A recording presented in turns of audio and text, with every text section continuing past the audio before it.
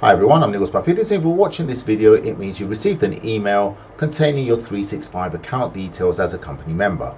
That account would give you access to the team which has been created for company members, and from that team you will be able to get information and updates regarding live events or ballot forms for voting and other things as well. So let's get started. First of all, in the email that you've received, you will notice that the first and last name of your account is member. Now the reason for this is two reasons. First of all, to maintain anonymity when it comes to voting, and number two is to preserve the integrity of the voting, because that way we know that only members have actually voted and no one else has managed to let's say access the form and vote using a different account. The display name should be your full name.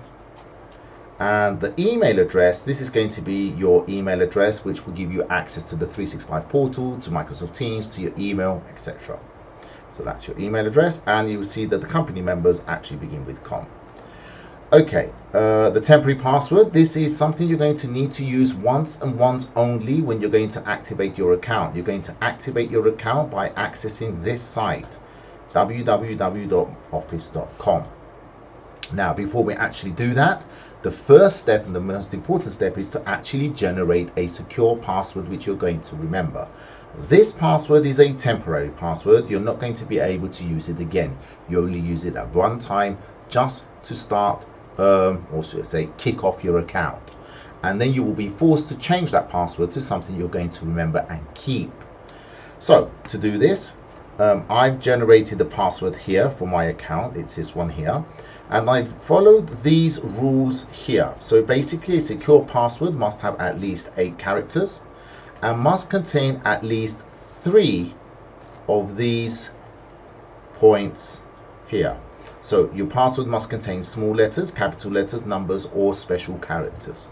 Now, if you are going to use special characters, personally, I prevent using the @ sign, mainly because its position on the keyboard, depending on the keyboard layout, is in different places and actually causes confusions, because when you are actually typing the password, you can't see the password that you're typing and you may think you're typing the @ sign. So I tend to use things like exclamation marks, question marks, brackets, asterisks, things like this.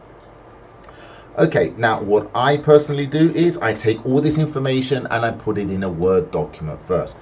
Here's my Word document. Okay, so here's my Word document, and you can see here I've got all the information recorded, everything that was sent to me, including my email address, the temporary password, but most importantly this password here, which is going to be my permanent password afterwards. So that's very important.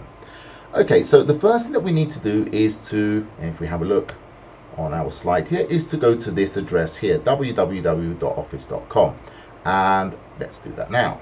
So I'm going to use Chrome, and I'm going to go to Incognito window. So I'm going to click on the settings at the top here, the ellipses, and I'm going to choose a new Incognito window. Now you can do this with Edge. It's actually called a private window. You can do it with Safari, you can do it with Firefox. All browsers offer a private view window, and when you select that, essentially it's always advisable to use a private window, because all of your parents and all your children have 365 accounts, and if they use the same machine to log in, then many times the account details, they do actually get a little bit muddled. You may log in with your account, but you'll be seeing some of your child's information there instead. So always use a private window to log in, and I'm going to go now to office.com. So office, there you go, it's found it for me, office.com. And the first thing I need to do is to sign in. So I'm going to click on sign in.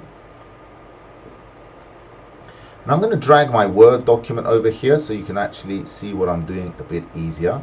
So here's my Word document. Okay, I've got all my information here. So the first thing that it wants is the email address. So I'm going to copy my email address here. I'm going to right click, copy that, and I'm going to paste that there. Now, if the email address is correct and you haven't typed it wrong, then it will immediately ask you for a password.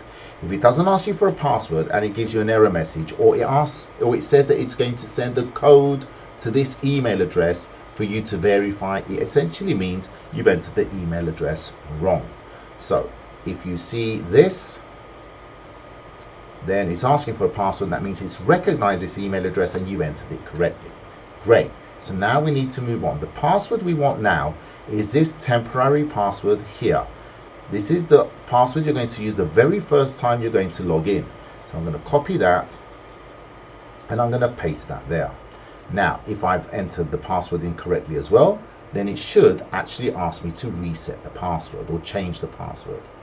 There we go. So now it wants you to change your password because this is the first time you're signing in. Okay, now you used my temporary password to sign in, but now you need to set up your own password. So here we go.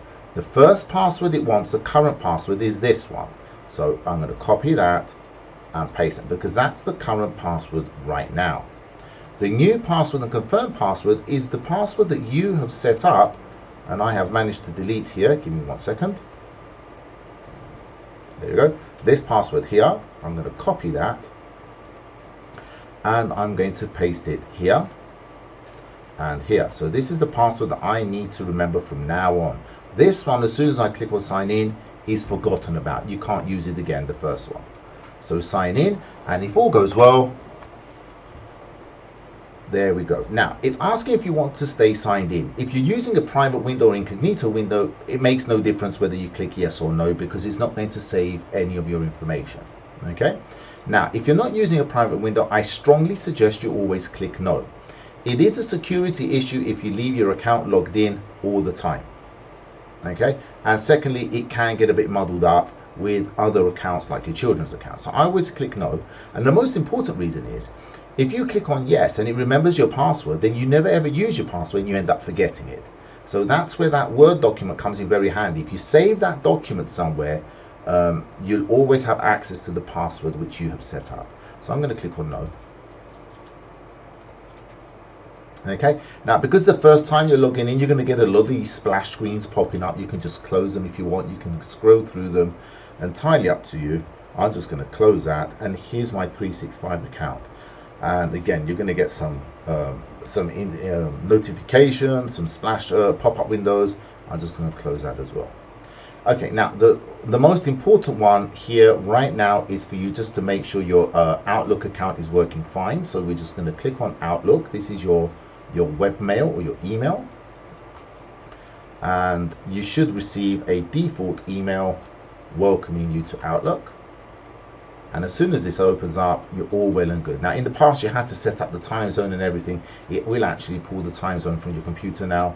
And there you go. This all works perfectly. Okay, so there you go. This is your inbox, and you should see you can actually send and receive emails to this account. Okay, I'm going to go back, and this time I'm going to click on Teams. And this is the Teams icon. I do suggest if you're using a computer, you download the Teams app and you can sign in.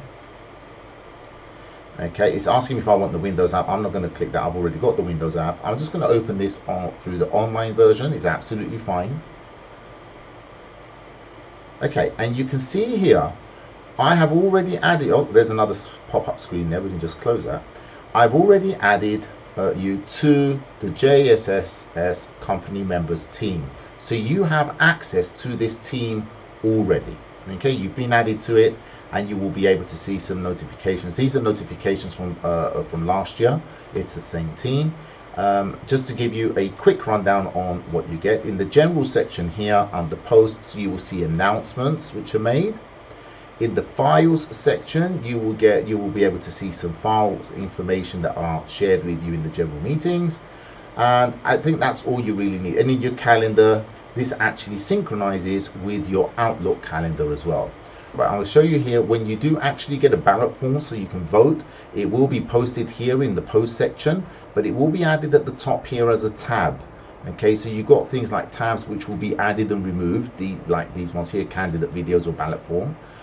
From the ballot form, you'll be able to click here and it will open up Microsoft Forms, and you will be able to vote and submit your vote. This form is actually closed now. This is last year's form. It's going to be updated.